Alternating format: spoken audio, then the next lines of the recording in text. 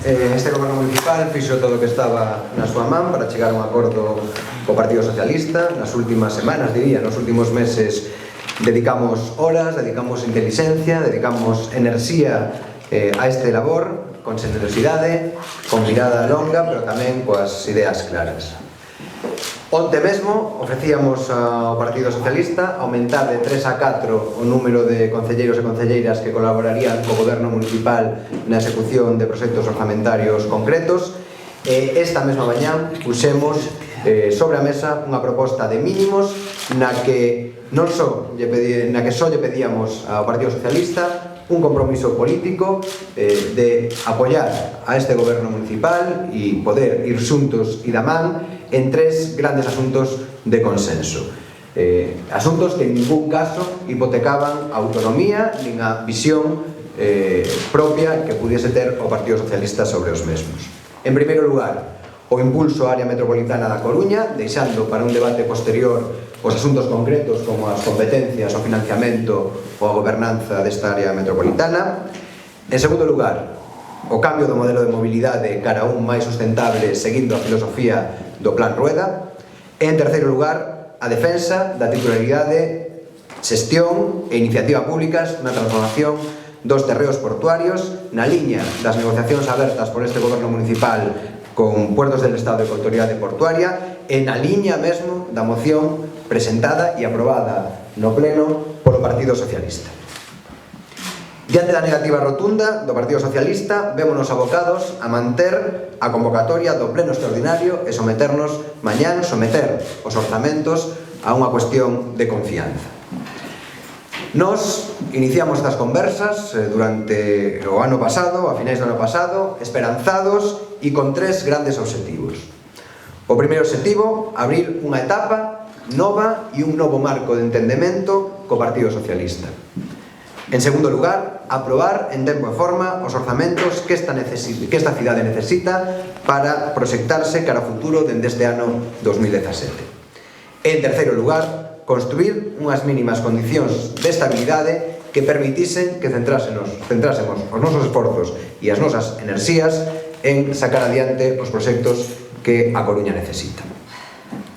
Cando a crise do Partido Socialista se agravou coas sucesivas dimisións, tanto, en primeiro lugar, de José Manuel da Pena como voceiro do Grupo Municipal, como de Mar Barcón como secretaria xeral da Agrupación Socialista, este goberno municipal foi respetuoso e foi xeneroso coas circunstancias que estaba atravesando o Partido Socialista.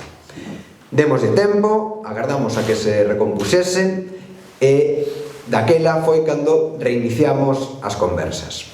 A cambio, o PSOE compensou esta mostra unha máis de xenerosidade do goberno municipal cunha negociación inzada de trampas e inzada de deslealdade. Probadelo é a comparecencia hai unha semana, xoves pasado, onde se daban por pechado un acordo que aínda non estaba pechado e se incluían como parte dese acordo extremos que non estaban enriba da mesa. Deslealdade que se confirmou hoxe cando o Partido Socialista non quixo asumir ningún tipo de compromiso, nin siquiera compromisos a nivel político, co goberno municipal, tentando estar, por un lado, gobernando a través da xestión de proxectos directamente e, por outro lado, na oposición. Non hai maior proba de confianza que a que amosou este goberno municipal a hora de compartir co Partido Socialista o liderado e execución de proxectos que deberían ser importantes para a cidade, como o clúster da saúde, a cidade da música, o Distrito Mallos ou o programa de emprendemento tecnolóxico. Programas que en algún caso contaban con cuantías de ata 1 millón de euros cada un. A cambio, o Partido Socialista non se compromete nin sequera a desenvolver con nós a filosofía dun plan de mobilidade, o plan de Salvador Rueda, que eles mesmos impulsaron.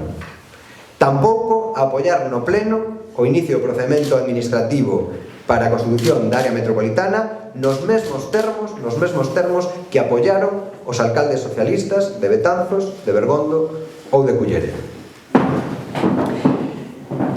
Quero agradecer, para ir rematando, o esforzo que fixeron as persoas que estiveron na mesa de negociación durante estes días.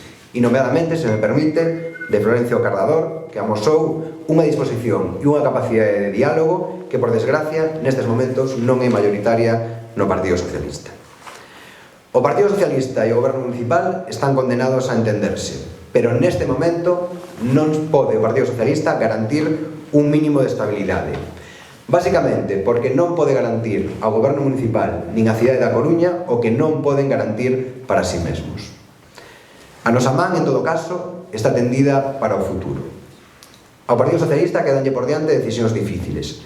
A primeira teña que tomar mañán ás 12:30 no Salón de Plenos. Agardemos que estean inspirados. Agardemos tamén que a crise do PSOE non estrague o proceso de cambio que se iniciou en maio de 2015 e as arelas de cambio que esta cidade amosou nas pasadas eleccións municipais. Agardemos tampouco que esta crise interna ao Partido Socialista non faga a ninguén caer na tentación de empregar a Coruña como un banco de probas para novos experimentos políticos. Sin máis, quedo a vosa disposición para as preguntas que teñades que facer sobre este asunto. O PSOE di que o motivo principal da ruptura eses son os proxectos que se achegaron esta semana a negociación por parte do Goberno Municipal. Por que non se achegaron a semana anterior, antes de que houve esa ruptura? Eses proxectos estaban no documento que nos trasladou o Partido Socialista. Eles introduciron na discusión falar de área metropolitana, falar do Porto e falar do plan de mobilidade. Eles introduciron os asuntos en riba da mesa. Nos, o que pretendíamos con isto era intentar salvar o que para nós era o escollo básico desta negociación, que era a garantía de estabilidade. É dicir, que realmente íbamos a ir xuntos máis alá da aprobación dun único documento orzamentario. Curiosamente, tamén esta foi a perspectiva co que o Partido Socialista planteou sempre as negociacións, que isto tiña que ir máis alá dun proxecto de orzamentos, que isto tiña que servir como punto de inflexión na relación entre o Partido Socialista e o Goberno Municipal e como punto de inflexión nas dinámicas internas do Concello da Coruña.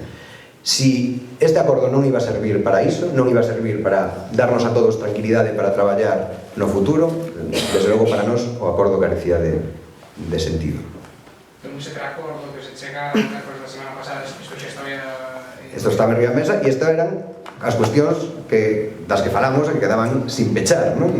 Cando fixo o señor García a súa comparecencia, non? Repito, o documento do Partido Socialista é público. Vos o tedes, supoño, e aí vedes que estas tres cuestións están apuntadas por eles en ese documento, co cal a novidade é relativa. Creo que xa levamos algún tempo, non? Falando de área metropolitana, falando de plan de mobilidade e falando dos terreos portuarios, donde, ademais, hai unha moción aprobada polo Pleno do Partido Socialista onde se inclúen estes principios. Por tanto, non entendemos, non? Que non podan comprometerse a estes mínimos, non? Que nos garanticen poder, non? Meter na senda compartida estes asuntos, se non é simplemente porque se utiliza como excusa. Entón, igual que o acordo do pasado mércoles. O acordo do pasado mércoles estaba sin pechar, estaba encamiñado, repito, estaba encamiñado, pero estaba sin pechar, e estas son as cousas, algunhas delas que quedaban por pechar, non?